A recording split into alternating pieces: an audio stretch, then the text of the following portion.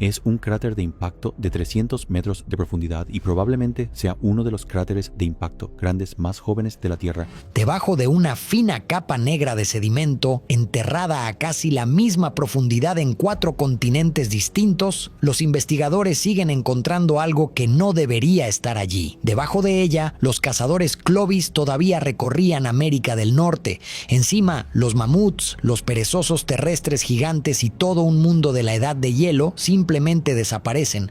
Durante casi 2 décadas, los científicos debatieron qué significaba aquella línea negra.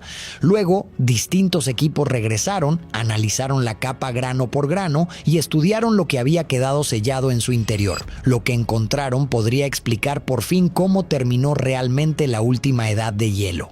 Antes de profundizar en esa capa, un aviso rápido. Si te fascinan los capítulos perdidos de la historia de la Tierra, ese tipo de historias en las que la versión de los libros de texto empieza a resquebrajarse cuanto más de cerca la observas, suscríbete. Este canal vive precisamente en ese espacio entre lo que nos enseñaron y lo que el suelo sigue revelando silenciosamente. Para entender por qué una sola franja oscura de tierra ha provocado tanto debate, tenemos que retroceder unos 14.000 años. Las enormes capas de hielo que cubrían América del Norte y el norte de Europa estaban retrocediendo. Glaciares del tamaño de países enteros se estaban derritiendo. Los bosques avanzaban lentamente hacia el norte. Por las extensas praderas abiertas se desplazaban mamuts, mastodontes, perezosos gigantes, lobos terribles, camellos americanos, tigres dientes de sable y caballos. Durante miles de años el patrón fue claro. La Tierra se estaba calentando. La edad de hielo estaba llegando a su fin. La vida se expandía hacia tierras recién descongeladas. Entonces, hace unos 12.800 años, todo se invirtió. Prácticamente de la noche a la mañana en términos geológicos, el hemisferio norte volvió a quedar atrapado en un frío intenso. Las temperaturas se desplomaron. El hielo volvió a avanzar. Este periodo frío duró alrededor de 1.200 años y pasó a conocerse como el Dryas reciente, llamado así por una pequeña flor ártica cuyo polen aparece en los sedimentos fríos de aquella época. Y eso es precisamente lo que lo hace tan inquietante. El calentamiento había sido gradual. La reversión fue repentina. Algo interrumpió la recuperación del planeta y ocurrió con rapidez. La pregunta que ha perseguido a los geólogos desde entonces es sencilla. ¿Qué fue lo que accionó ese interruptor? Ahora añadamos un segundo misterio. Aproximadamente durante ese mismo periodo, América del Norte perdió a la mayoría de sus animales más grandes. Mamuts, mastodontes, perezosos gigantes, tigres dientes de sable y decenas de otras especies enormes desaparecieron del registro fósil. Y no solo fueron los animales, también cambió una cultura humana ampliamente extendida. Eran los Clovis, llamados así por una localidad de Nuevo México donde sus herramientas fueron identificadas por primera vez. Su objeto más característico era una punta de lanza de piedra bellamente trabajada con una ranura o acanaladura tallada a lo largo de su centro. Estas puntas aparecen por toda América del Norte. Luego, justo en torno al Dryas reciente, el conjunto clásico de herramientas Clovis desaparece. A nivel humano, eso importa.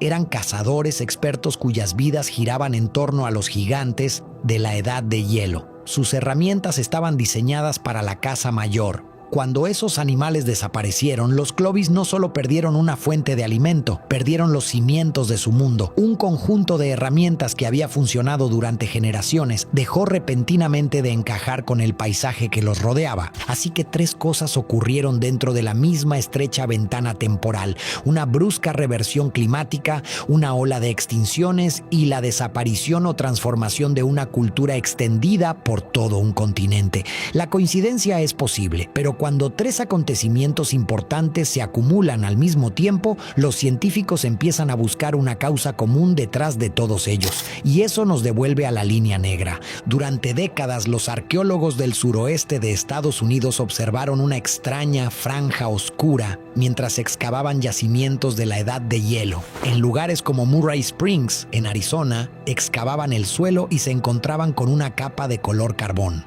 El geocientífico C. Vance Haynes la documentó una y otra vez. la llamó la estera negra. La estera negra es rica en materia orgánica, lo que explica su color, pero lo que la rodea es aún más extraño. Debajo de ella, los investigadores encuentran huesos de mamut, gigantes extintos y puntas clovis. En ella y por encima de ella, esas cosas desaparecen. La estera negra parece una línea trazada a través del tiempo, con un próspero mundo de la edad de hielo a un lado y un paisaje vacío al otro. Luego, en 2007, unos investigadores publicaron un artículo que transformó la estera negra de una curiosidad en un campo de batalla científico. Argumentaban que el Dryas reciente fue provocado por un evento cósmico, un cometa, un asteroide o una nube de fragmentos que impactó contra la capa de hielo o explotó en el aire sobre el hemisferio norte.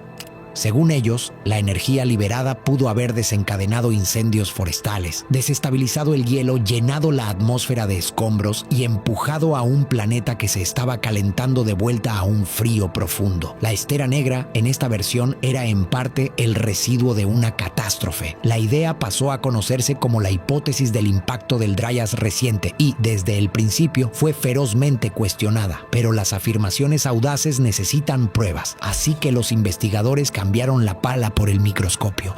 El caso no dependía del color oscuro del sedimento, dependía de lo que había quedado atrapado dentro de la capa límite.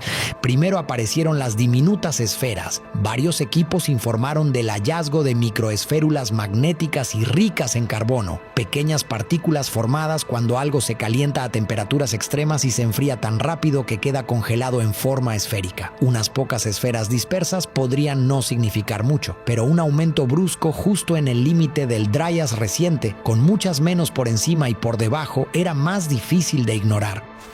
Luego llegaron los nanodiamantes. Los investigadores informaron del hallazgo de diamantes a escala nanométrica, incluida una rara forma hexagonal asociada con presiones y temperaturas de choque extremas. Los diamantes normalmente requieren condiciones extraordinarias para formarse. Encontrarlos concentrados en una sola capa delgada sugería algo mucho más violento que la geología superficial ordinaria. Después estaba el vidrio fundido. En varios sitios, los equipos encontraron diminutos fragmentos vítreos cuya composición química sugería temperaturas muy superiores a las alcanzadas por un incendio forestal normal. Hablamos de calor capaz de fundir roca y arena para convertirlas en vidrio, el tipo de calor que suele asociarse con eventos cósmicos. Cualquiera de estas pistas por separado podía ser cuestionada. Las esférulas pueden tener otros orígenes. Los nanodiamantes pueden ser objeto de debate. El vidrio fundido puede ser discutido. Los escépticos hicieron exactamente eso. Pero los defensores de la hipótesis seguían regresando al mismo argumento. No se trataba de un solo marcador extraño. Era un conjunto completo de marcadores, todos concentrados en la misma capa delgada y presentes en sitios repartidos por todo el mundo. Luego apareció el platino. Si la hipótesis necesitaba una prueba capaz de captar la atención de los científicos más cautelosos, era esta. El platino es raro en la corteza terrestre, pero más común en el material cósmico. Si un gran objeto extraterrestre explotó en la atmósfera o impactó sobre el hielo, podría haber dejado una fina capa de platino sobre el paisaje. En el núcleo de hielo GISP-2 de Groenlandia, los investigadores encontraron un pronunciado pico de platino atrapado en el hielo casi exactamente en el momento en que comenzó el Dryas reciente. Los núcleos de hielo son como los anillos de crecimiento de los árboles para el planeta. Cada capa conserva un instante en el tiempo. Un pico de platino a esa profundidad funciona como una marca temporal. Algo rico en platino entró en la atmósfera justo cuando comenzó el retorno al frío. Estudios posteriores informaron de anomalías similares de platino en sitios correspondientes al límite del Dryas reciente por toda América del Norte. La misma huella. El mismo momento, repetida a escala continental. Para los defensores del impacto, esto se parecía más que nunca a una prueba decisiva, y las evidencias no se detenían en América del Norte. En Siria, en el antiguo yacimiento de Abu Ureira, los investigadores encontraron vidrio fundido en suelos pertenecientes a uno de los primeros asentamientos conocidos, donde los seres humanos comenzaron a adoptar la vida en aldeas y la agricultura. Su interpretación fue que una explosión aérea a baja altitud sometió el terreno a suficiente calor como para fundir la tierra de un antiguo asentamiento. Si era cierto, el evento no fue local, fue hemisférico, fragmentos impactando o explotando simultáneamente sobre múltiples regiones. También estaba el hollín, en sedimentos y núcleos de hielo correspondientes al inicio del Dryas reciente. Varios equipos informaron de aumentos pronunciados en carbón vegetal, hollín y residuos de carbono procedentes de incendios masivos. Algunos lo describieron como uno de los episodios de quema de biomasa más intensos de aquella era, con señales de incendios en múltiples continentes. Imagina incendios forestales arrasando enormes extensiones de tierra en un corto periodo de tiempo.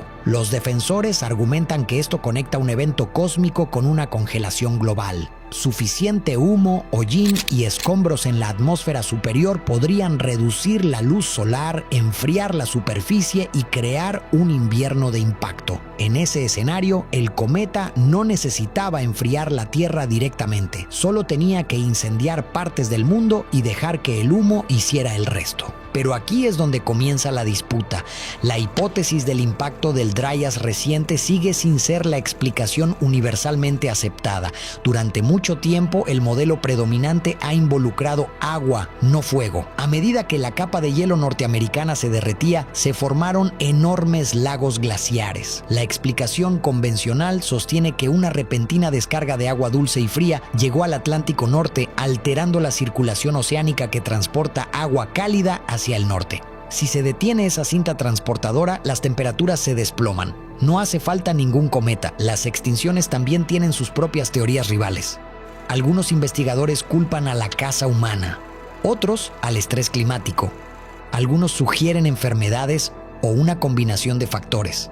La realidad es que la extinción de la megafauna sigue siendo uno de los grandes debates de la ciencia. Los defensores del impacto no necesariamente niegan esas presiones. Su argumento es que un evento cósmico fue el detonante que empujó a un sistema ya estresado más allá de su límite en una única ventana catastrófica. Y esa diferencia importa. Es la diferencia entre una lenta decadencia y una ejecución repentina. Las críticas fueron contundentes. Algunos equipos no lograron reproducir ciertos hallazgos relacionados con esférulas y nanodiamantes. Otros argumentaron que esos materiales podían proceder de incendios forestales, contaminación o procesos ordinarios. También se cuestionó la datación. Y los escépticos plantearon la pregunta obvia: si hubo un impacto, ¿dónde está el cráter? Los defensores respondieron que un cometa fragmentado podría explotar en el aire o impactar sobre una capa de hielo de varios kilómetros de espesor sin dejar un cráter permanente después de que el hielo se derritiera. También argumentaron que los métodos de procesamiento explicaban algunos de los fallos de replicación y siguieron señalando el platino, las dataciones sincronizadas, el vidrio fundido y los repetidos marcadores del límite como evidencias demasiado organizadas para ser ignoradas. Por eso los científicos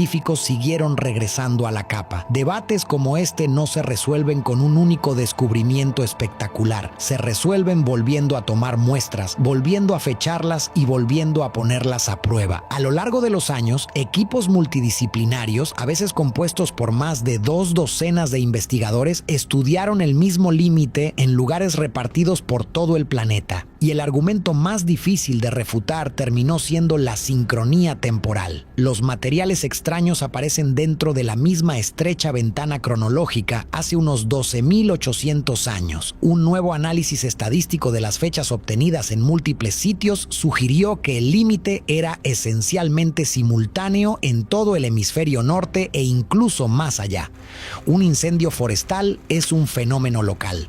Una inundación es regional, pero una capa delgada que contiene marcadores exóticos similares en continentes distintos y al mismo tiempo apunta hacia algo mucho más grande. Entonces, ¿qué podría impactar un hemisferio entero a la vez? Cada vez más defensores imaginan no un único meteorito gigante, sino un gran cometa que se fragmentó en múltiples pedazos. Si la Tierra atravesara esa corriente de escombros, no recibiría un solo golpe, recibiría una lluvia de impactos, múltiples explosiones aéreas e impactos repartidos por distintas regiones en un corto intervalo de tiempo. Eso explicaría el vidrio fundido en Siria, las esférulas en Arizona, el platino en Groenlandia y la ausencia de un gran cráter único. Entonces, ¿ha terminado realmente el debate? En el sentido más estricto, no. Muchos científicos serios siguen favoreciendo el modelo basado en el agua de deshielo y muchos continúan sin estar convencidos. La ciencia rara vez termina con un estruendo repentino, pero la idea del impacto ha cambiado.